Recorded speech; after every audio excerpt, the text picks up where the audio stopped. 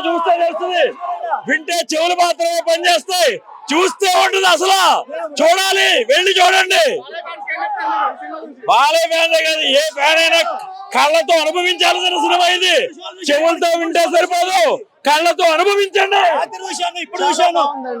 Excellent movie. మన హైందవ ధర్మాన్ని, మన యొక్క భక్తిని, దేవుణ్ణి ఎందుకు నిందించాలి, నిందిస్తే ఏం జరుగుతుంది, దైవత్వం మీద క్వశ్చను ఆన్సరు మనకు తెలియజేయగలిగేలా చెప్పగలిగడం బోయపాటి మనకి ఇచ్చిన ఒక గిఫ్ట్ అన్నట్టే చెప్పాలండి. పబ్లిక్ కి చాలా బాగా తీశాడు. మదర్ సెంటిమెంట్ ఉంది.